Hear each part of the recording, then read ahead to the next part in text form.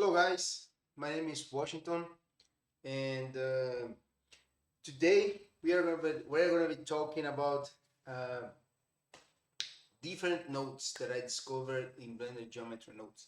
Actually, I discovered them previously, but I assumed that they were for some things, but I tried to do those things with them, didn't work, and I was you know what? This note doesn't make any sense to me. I dig some on Blender online manual, and I couldn't really see any useful information on practical use for me. But anyways, today I anyways, cheers. It's Friday. Let's drink a little bit of a beer. Mm. Today I figured this node is really useful, and I'm gonna show you what is that. The node is geometry to instances. Okay, we normally use to combine meshes in Blender join geometry, right? You agree with me? Join geometry, take a different object and put it together. Okay, but what if I'm gonna show you in practical so you will understand. Okay, in this scene we have this guy here, which is the geometry node. This guy is the geometry node. Okay, and those guys are just objects on the scene, in the scene, on the scene. Okay, so let's take a look on the geometry node, and those are the objects. Okay, what I'm gonna do, I'm gonna pin here the geometry node, and I will bring those objects inside my geometry nodes. Let's bring this guy here, Suzanne, and the torus. Okay, so what we normally do, that's a simple scatter system. It's just a distributed on faces, instance on points, and that's pretty much it. Okay, so what we normally do, let's forget this guy for now. What we normally do is we connect all the objects that we want to scatter into the instance on point system.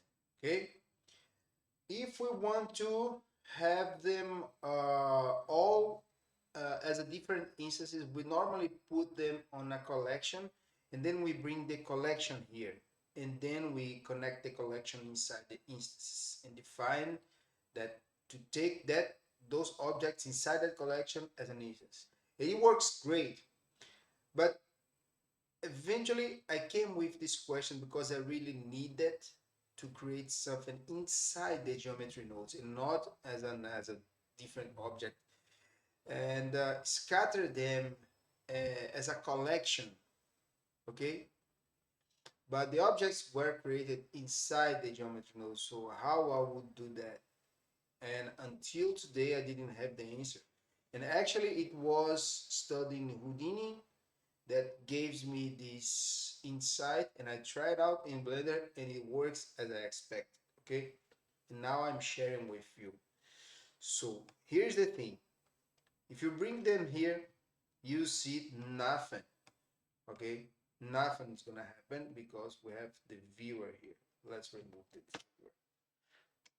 Okay, so we have them scattered, but we join them all into one single object, so Blender is scattering it as a single object. And you may think, okay, if I pick as an instance, it will work. No, it doesn't work. Why? Because it's picking instance and there is no instance here. So you have to define the object as instances. Okay? So now it's taking each object and place in a different point separately, okay, as an instance, right?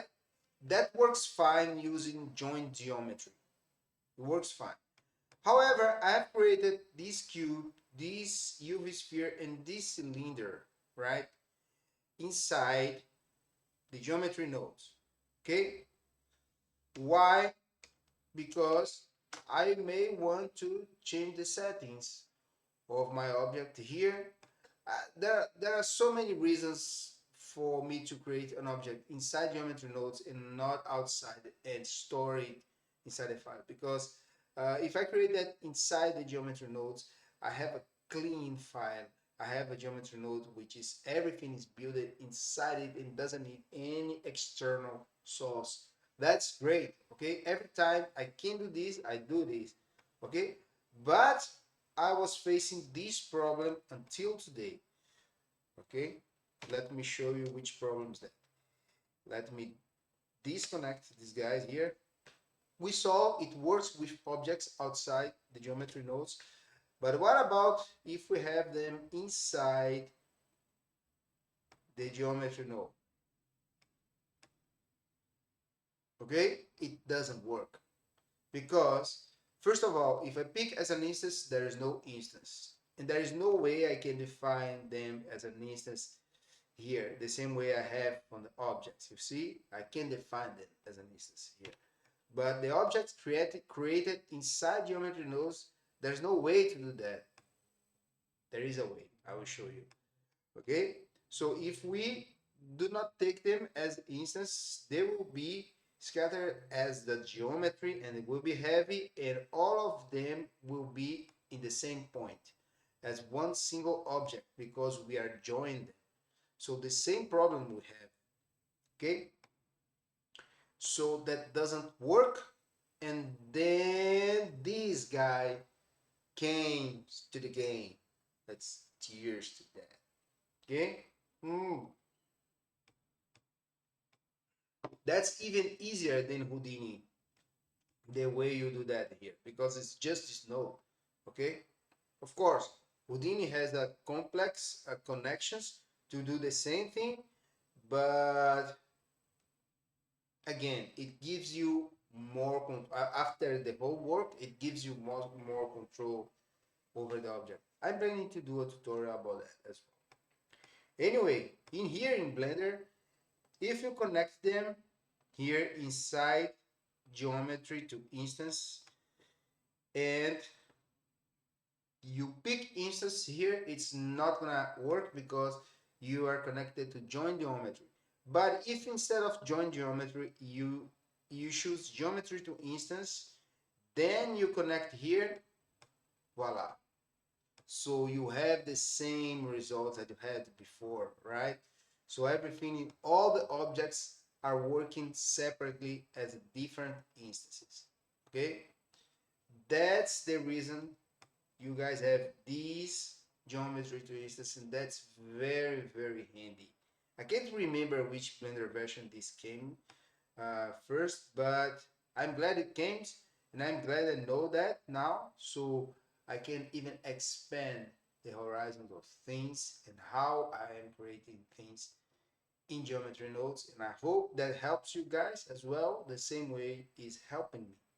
Okay, I will see you soon in the next tutorials. If you guys are interested in some of my products, things that I've been created in geometry nodes that are solving my daily problems in production, go to the link in the description and check it out. Then they are really nice.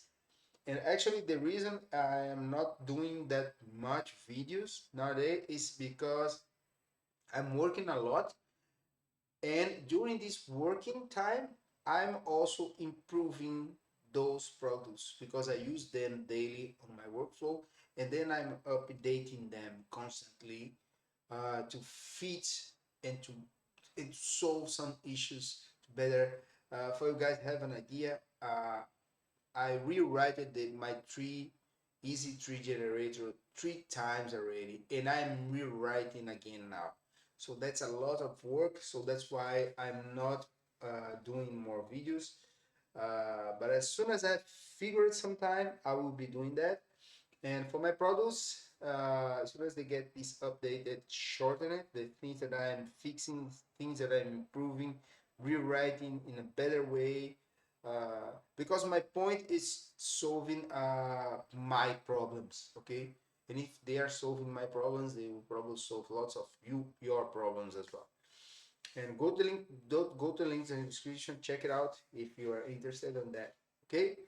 And as soon as I find some time, I will be releasing some videos about Blender, some tutorials, some things that I'm discovering that I just want to do videos about things that I figured it's very useful, and there's no that many videos about that explaining out there, so I do the video.